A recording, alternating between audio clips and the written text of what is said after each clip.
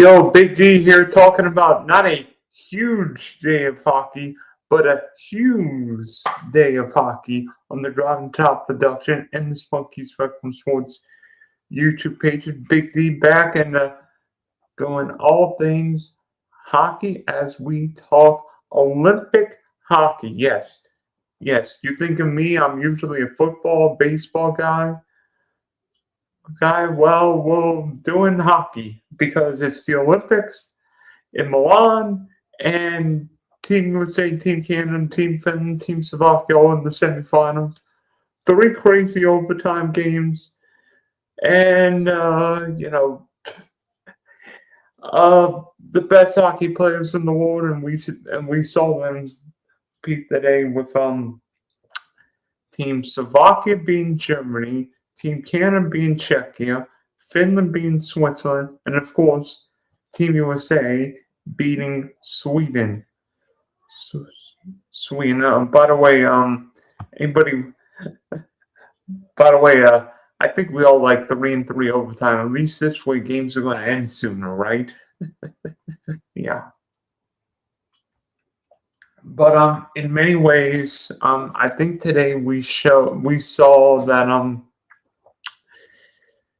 the best hockey players, and frankly, not just teams, but the best hockey players step up in key moments, whether it be Mitch Marner scoring the winner for Canada, Heiskanen or Finland, or Quinn Hughes scoring for Team USA. It's hugely important. By the way, I want to talk first about Sidney Crosby's injury. Anybody watched the Canada-Czechia game this morning / this afternoon in Milan? Because the Sidney Crosby injury did not look good. I'm no hockey. I'm not a doctor by trade, but that sure looks like an MCL, sprained MCL. That looks like the injury that knocked Braden Point out of the Olympics. So, ordinarily I would say Sidney Crosby's Olympics would be over, but Milan is probably going to be Sidney Crosby's last time wearing a Canadian sweater, and nothing would surprise me. Maybe not for the semifinal game on Friday, but what if it's a gold medal game? Sidney Crosby's like, you know what? I think I can play. Team Canada could play with 13 forwards. Maybe Sidney Crosby's like a power play guy. Not really part of the actual lines.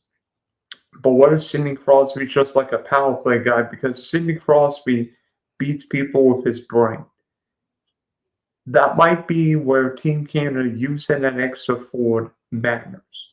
And in a game where it'd probably be a low-scoring game, Sidney Crosby's brain, not me, but Sidney Crosby's brain, passing, and leadership will be huge in turn whether or not Canada wins this gold medal. Because Canada's not the same team without Sid the Kid. Funny we still call Sidney Crosby Sid the Kid, and he's still this guy on Team Canada at the Olympics. But Team Canada got in a nail biter this afternoon against Czechia. I thought Czechia played really, really well. 4-3 game, back and forth game. Canada scored first, and Czechia responded. With goals in the first, a goal in the first, goal in the second.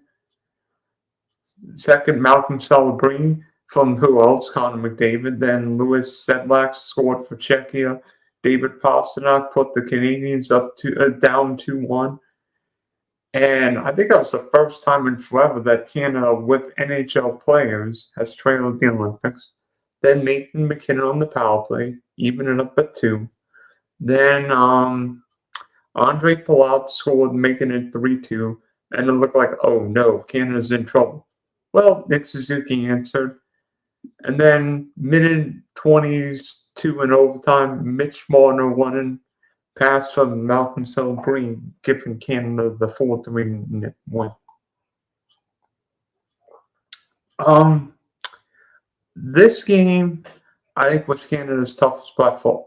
Not only did these teams play each other, but Czechia's got a lot of really good NHL players. Pastrnak, Hurdle, Palat. And I thought Czechia did a really good job limiting space. I thought, frankly, the Czechia goalkeeper played well, but Czechia's players in general, not just Nika, more than Nikas, but her, Good. I thought Ramko Guders was big, got a key assist, and throwing his weight around the ring tonight. Of course, he was part of the hit on cross fee. I don't think it was 30. It was just one of those weird ironies that happens. But I think we saw with Team Canada today is that John Cooper in these big time moments trusts certain players. Because according to Kyle Kutch, thank you. Malcolm Celebrini played 22-36. Connor McDavid played 21-48. Nathan McKinnon played 22-43. You look at the ice time, who got the ice time and who didn't get the ice time. Tom Wilson got 8.5 minutes. Brendan Hagel got nearly 16. Nick Suzuki got over 14. Mitch Marner got 16. Mark Stone got 15. Bo Horvath got 13. Or nearly 13. Brad Marchand, Sam Reinhart, 7 and 9 respectively. And then Seth Jarvis got 11. We've seen in these big games where coaches, particularly the top ones, will shorten their bench, meaning maybe only instead of playing 13 forwards, 12 forwards, then 10 forwards, or 9 forwards.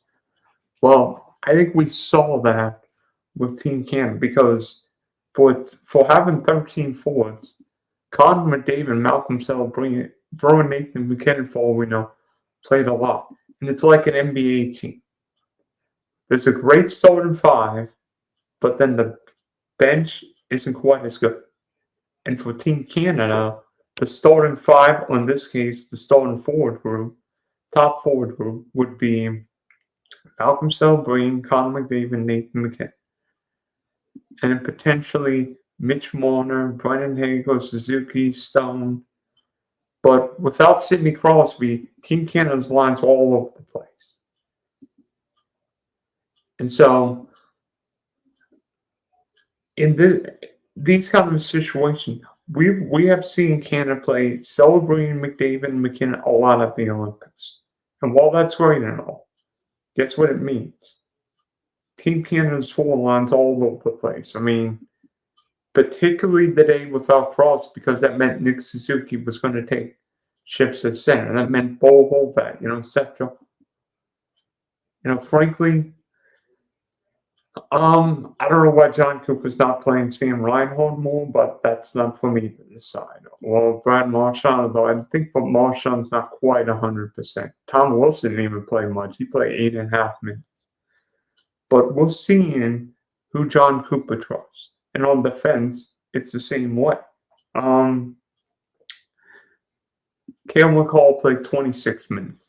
Devon Toews played 22. Thomas Harley played 20. Nearly 21 minutes. Drew Doughty played 14. Travis Sanheim nearly 9. Colin Parayko was over 10, and Shea Theodore got 12 plus minutes. So Cale McCall and Devon Toews are going to get a lot of ice time for Canada. And frankly, I think most of us expected that if Canada's going to win the gold medal, Cale McCall is going to get a lot of ice time. Cale McCall and Quinn Hughes are the two best defensemen, not just at the Olympics, but probably in the NHL. You could argue they're similar but different players. Cale McCall's got a big shot, big heavy shot, bigger guy. I think Quinn Hughes can glide around. He can glide around. I'll talk more about Quinn Hughes winner. Who do we?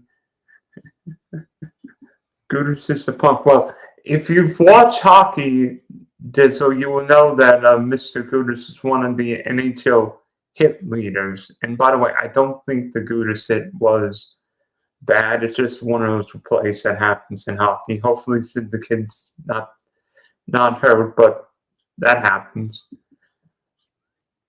But without Josh Morrissey, Canada really lacks that second puck handling defenseman. Maybe Thomas Harley, but And I wanted to see what would happen if a team really challenges Canada's D outside McCall. And I thought Czechia did a great job doing that, pinning the defense back and forth. And, you know, looking at Canada's D, basically largely the same group from the four nations. But there's not a great puck handling defense outside McCall, maybe Hawley or Morrison. And that lack of mobility really lent itself a couple mistakes, and frankly, maybe a little fortunate to get away with that today, despite putting up 40 shots. But you know, maybe Matthew Schaefer would have corrected things, but to me, the big story on the back end for Canada is not necessarily the blue line, but Jordan Binnington. Because just like at the Four Nations last year, Jordan Binnington's the reason why Team Canada won today. He played great. That save on Mona Nichas with like a minute and change left is the reason why Canada won. Because if he doesn't make that save, it's game over. And there are questions being asked, not just of Cooper or Doug Armstrong, but this whole Canada team. Now, Canada's alive, and we know it's Jordan Binnington's net the rest of the tournament. Frankly, some guys probably don't care. Some guys you could throw out the regular season. But in these big moments, April, May, and June, or the Olympics, or Four Nations, or whatever event it is, I look at Kike Hernandez in baseball. Who cares what Kike Hernandez's stats would be in the regular season? That guy's playing and doing something in October. It might be throwing on a runner, getting 3 home runs, doing this, doing that. And, I think we're seeing that if you play physical, maybe the grind doesn't affect itself early in the game, but affect late. And, question going to be asked about Canada because not only did Josh Morrissey not play, but Sam Bennett didn't play now. I don't know if Sam Bennett's 100%. I mean, but there's a good chance. Of course, we can't play. Then Sam Bennett's probably playing on Friday. How much a play? But that will be interesting to see what happens if, of course, we cannot go on Friday. By the way, I did think Czechia got a couple breaks. The third Czechia goal, I think one of the Czechia goals, the Czechs could have and probably should have been called for too many men on the ice because they look like 6 Czechia players and the goalie out there. And that could have been too many men. Can't they get to power play? And who knows what happens. But for Canada,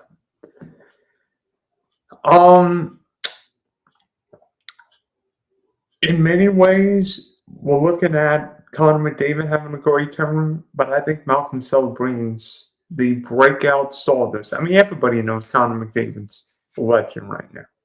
But Malcolm Celebrini at age 19 is going to wear the Canadian sweater for a long, long time. This kid is the real deal.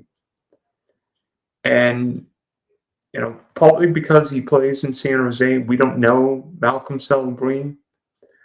But that kid's amazing. And I'm telling you, he is a huge difference maker for Canada. Why? This team's capable of winning a gold medal in 4 nights. And, as a Team USA fan, I'm always seeing a little bit of McDavid, McKinnon, and Malcolm Celebrini are all in the same line, but, hopefully that happens. It's funny. Even as an American, part of me is like, well, I hope Canada loses because that would improve our chance, the American chance of winning the gold. And part of me is being realistic, saying we need a USA-Canada final like what happened at the Four Nation face-off in Boston. Because if the U.S. and Canada don't meet in the final, none of this matters. It could be USA Finland or Canada Slovakia. It's gotta be USA Canada because there's not that hated rivalry. There's not the continental pride if it's a North American battle between the rivals up there and the rivals down here. I mean, you see the flag right there.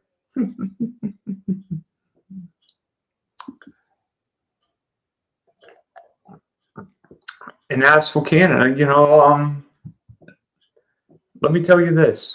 Don't get Canada 3-on-3 overtime because that team's pretty good. I mean, you imagine McDavid, McKinnon, McCall, 3-on-3. Oh my goodness.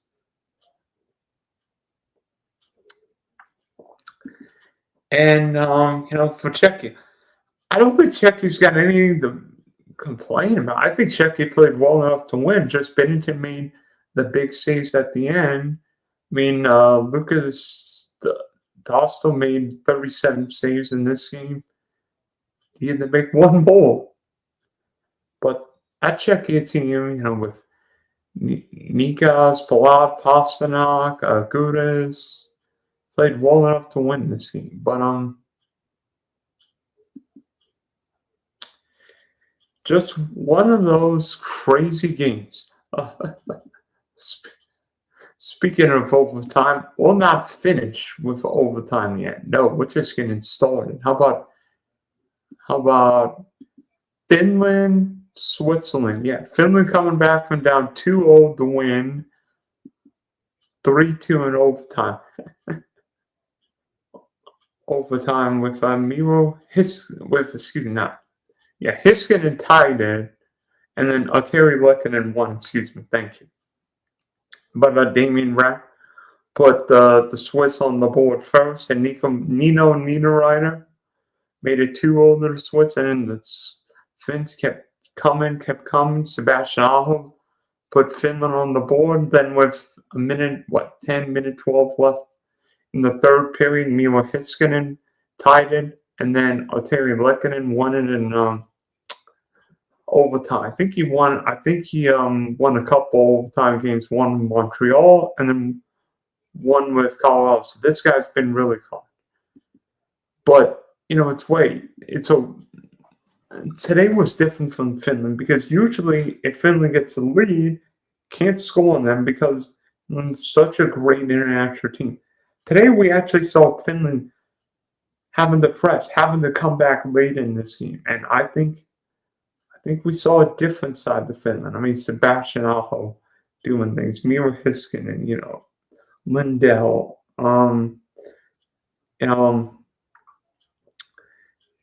fans of the Florida Panthers will know Anton Lindell. But I mean, Granlund, Hintz, Rantanen, all played 23 minutes today. Ooh, boy. Played a lot of minutes today. Yeah, Finland basically played 12 forwards. I mean, the 13 forward didn't see any action. And speaking of ice time, Miro Hiskinen played 29 minutes and 19 seconds. Yeah, Finland basically played like 4.5 defensemen.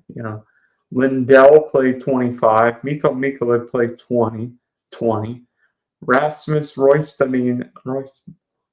played over 20 minutes, and Oli Mano played 12. Nicholas Montepe played 4, and then the other guy, Henry Giracco, is that how you say? Played 6. But so basically, Finland played 4.5, 5 defensemen all game. I mean, I think Hiskinen played like 25, 26 early in the tournament. That guy's going to get a ton of ice time. Meanwhile, for the Swiss, Nico Heischer, Timo Meyer were both over 20. Roman Yossi was over 20. JJ Moser was over 20. But it's a really competitive, well-played hockey game. I think there might have been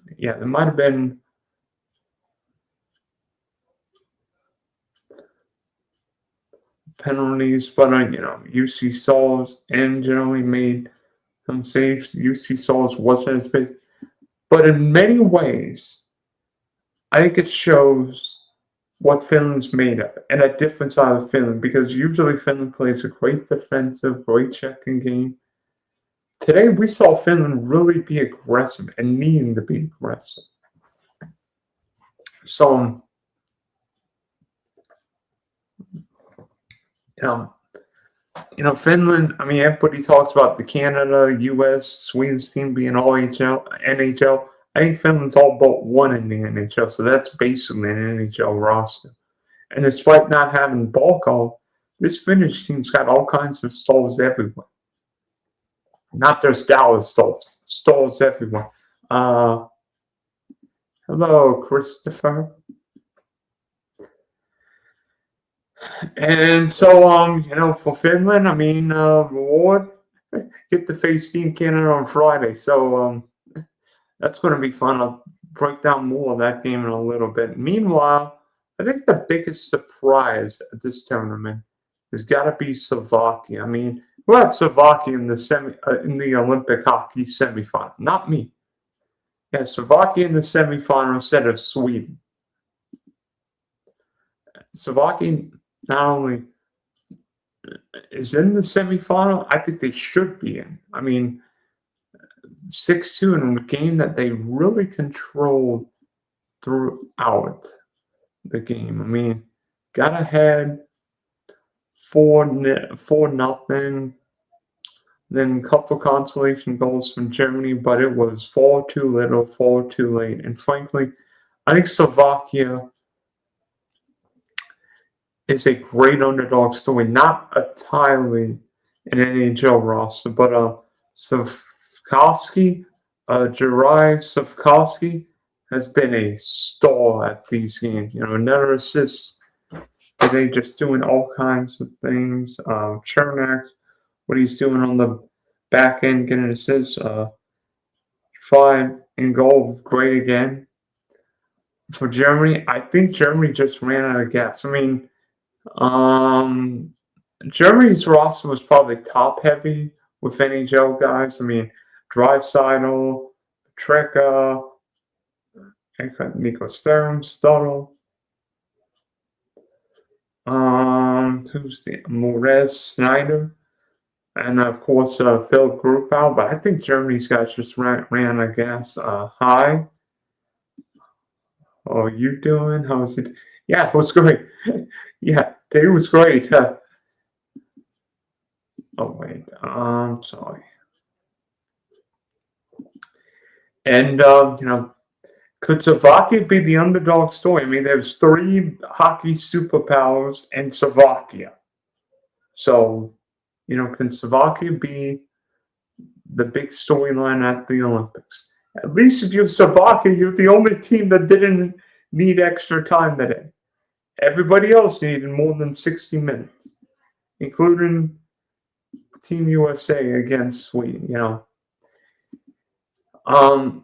To be honest, I think going into this game, we knew Sweden, USA would be the toughest quarterfinal game.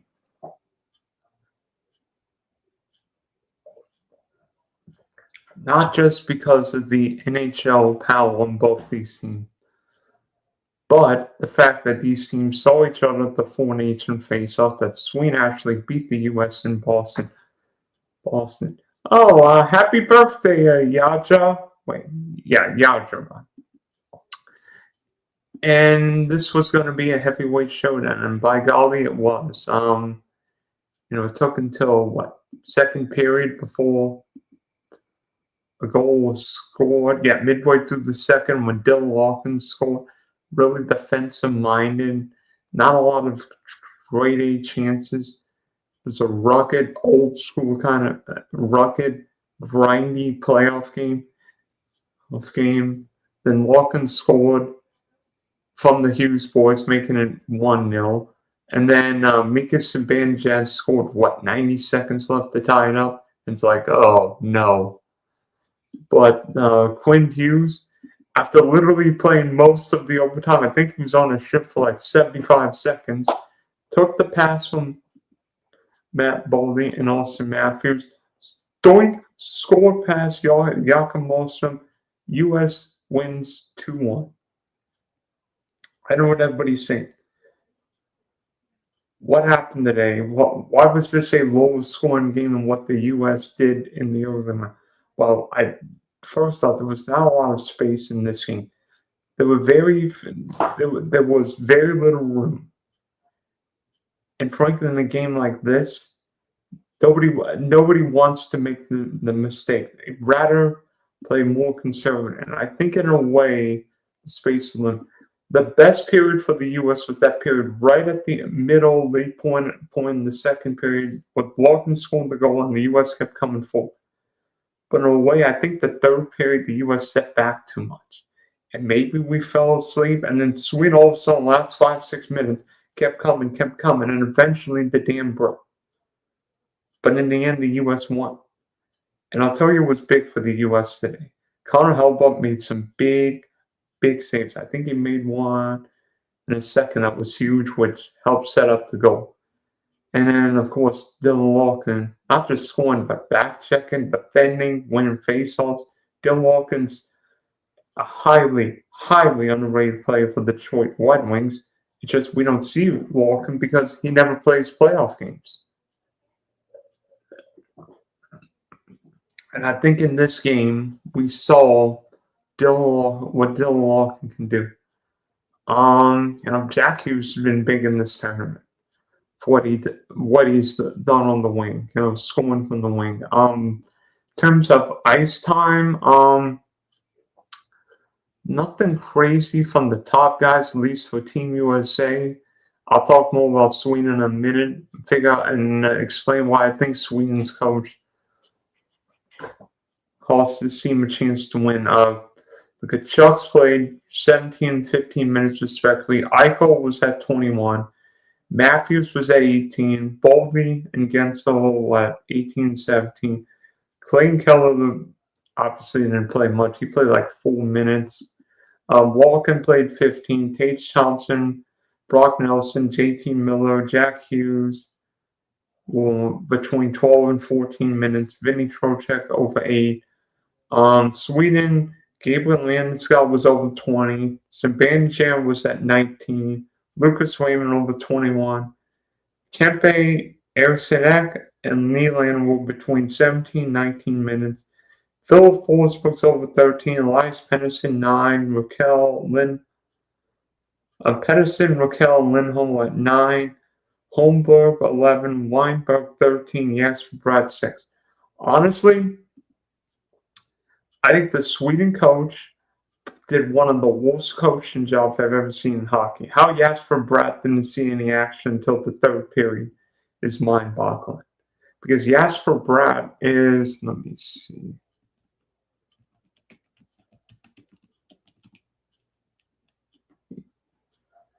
is a really good player for the Jersey Devils. 13 goals, 41 assists. This guy's a 20, 30 goal scorer in the NHL literally year after year. And you're telling me he couldn't play and get a shift until the third period over like Holmberg or some of these guys? I mean, Pettersson wasn't close to the ice at the end of the game. I mean, Sweden was basically playing like 8-9 guys toward the end. And on the blue line, oh boy, Sweden's guys were really up in minutes. I mean, Erik Karlsson led all Sweden skaters with over 27 minutes. Philip Broberg was at 25. Forsling and Dahlin were over 19. Alf Ekman Larson was at 14. And Hampton's Lindholm was over 15. Victor Hedman was actually hurt in the warm-up, and we were wondering, like, why is Victor Hedman not playing?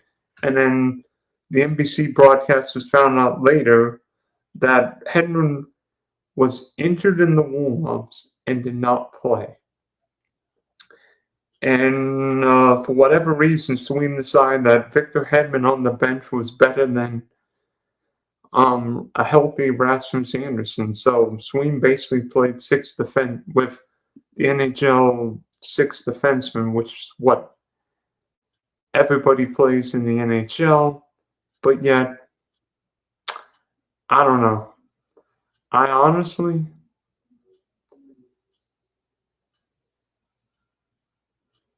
I honestly don't know whether or not. Oh, don't know what could have happened.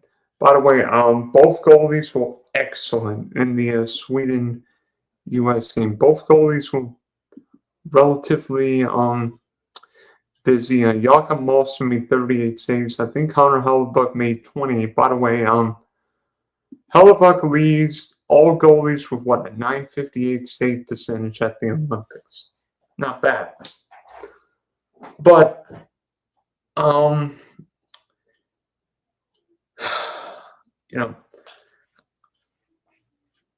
for USA Hockey, this win is big because going home before the medal round would have been embarrassing, even if it's against Sweden. Sweden. By the way, for the U.S., Quinn Hughes was over 27 minutes, and I think he was on the ice for like nearly 2.5 minutes, and on in overtime, and then was on the ice for what 75 seconds when he scored. That guy's engine just keeps going. I don't know what Quinn Hughes does for VO2 workouts. I want Quinn Hughes as trainer. I mean, we all love the Kachucks playing each other in the Hughes board, but if Cale McCall is the best defender in the world, Quinn Hughes the number two, or vice versa. I mean, Charlie McAvoy today played like he did at the Four Nation with his physicality, and I think brought a different side to the USA.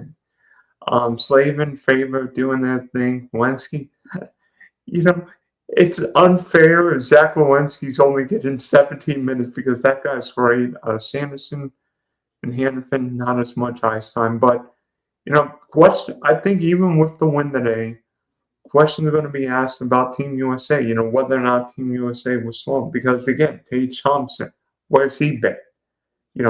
Clayton Keller barely played at all. Would Kyle Connor have made a difference? Heck, would, in 3-on-3 or shootout, the game would have continued. What if Jason Robson or Cole Caulfield would have made a difference at 3-on-3 or in a shootout? But thankfully, Quinn Hughes ended that drama. But lessons must be learned from this game. The U.S. cannot sit back like that against Slovakia. They cannot let Slovakia control the game. The U.S. needs to be on the front foot, be aggressive, don't let up, get that forecheck going, because the Americans are not going to outskill teams. The Americans don't have the firepower like Canada does. Team Canada can outskill teams. Team USA will teams, hammer them into the ground, and then keep coming after. Like Team USA reminds me of an SUV. And today, I think Team USA, particularly in that second period, played like that. No, no, no. Go home, you Canuck. I'm kidding. I'm kidding. Come on. Come on. But, you know, I was thinking before this time, Team USA strength was on the blue line. Turned out the defender scored the biggest goal of all tournaments so far. Quinn Hughes. So, bet you Billy Guerin is happy he got Quinn Hughes on his NHL team. But I think it'll be a great semifinal. Finland and Canada. I mean, two hockey heavyweights, and so much star power. I mean, who knows if Sidney Crosby plays? But Finland's got a bunch of dudes. I think it'll be a very good game. Slovakia and the U.S. I mean, Slovakia may be a surprise. I think Slovakia has 100% earned its chance to play the U.S. Now, maybe the U.S. gets a break in playing Slovakia and not playing a Sweden or Finland or Czechia or Canada. But the U.S. should not take anyone lightly. By the way, I've got to give a shout out. I've got to congratulate Jakob Malmström, second game back to back in nearly 40 saves today.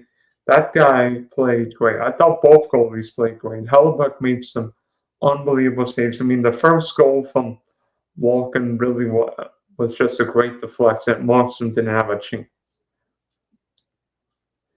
Yeah, I root for Sidney Crosby. Well, I think we all want Sidney Crosby healthy because, Sidney Crosby is one of the greatest leaders in all sports. This guy was the youngest captain to ever lift Lord Stanley's Cup in 2009. So, hopefully Sidney Crosby plays because even as an American, I think having Sidney Crosby play his last Olympics for Team Canada would be something. And I mean, it'd be the proverbial passing of the torch from one all-time great to the next all-time great, probably Connor McDavid, and then he'll pass the torch to maybe Malcolm Celebrini. I'm also a Penguins fan. Well, you should be thinking, Mike Sullivan won your 2 Stanley Cups back in the day there. And I think he's Charlie McAvoy's father-in-law, if my memory serves me right. Yes, thank you. But I'm not. I mean, we don't usually talk hockey on the Drive and Top Productions, Spunky Spectrum Sports, but I thought we'd be doing so. I mean, if you see the title, it's not a huge day. It's a Hughes Day of Hockey because Quinn Hughes won the game. But with 3 overtime games, all kinds of craziness. By the way, Canada, Finland, Friday, 10:40 Eastern. Slovakia, Team USA, 3:10 Eastern. So both semifinal games. Winners, of course, go to the gold medal game on Sunday. Losers play for bronze on Saturday night. By the way, Canada and the U.S. play for the women's hockey gold medal final tomorrow. Switzerland and Sweden play for bronze, so there will be all kinds of fireworks on the rink. Whether it's curling, whether it be slalom. I mean, we saw Michaela Schifrin get her first. Win an Olympic slalom gold medal today, but a second and a half. Craziness, and the fact that NHL players are at the Olympics, and we're seeing these crazy games, whether it be Lettinen or Mitch Marner. By the way, I think Mitch Marner won one of the 4 Nation face-off games in Montreal last year. So guys have that close ability that it doesn't matter if it's a close game at the end. Who's going to be that hero? Who's going to get the golden goal and win the game?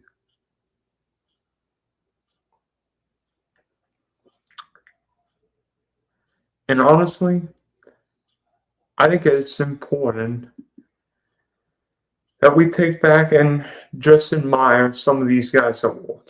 Whether it be a Quinn Hughes, whether it be a Sidney Crosby, a Connor McDavid, a Miro Heiskanen. Because not that many years ago, NHL players wouldn't be at the Olympics, and we're seeing the best hockey players in the world. And I hope we see hockey players play at the Olympics. Although some of these guys might want a little rest, but that's either here or there. Congratulations to Slovakia, Canada, Finland, and the U.S. for winning their quarterfinal games today. And hopefully we have a couple more crazy semifinals coming up on Friday in Milan, Italy. So all the hockey runners there can get plenty of calls. And as we near 40 minutes, this is the Big D. Signing off after a huge day of overtime hockey in Milan, Italy.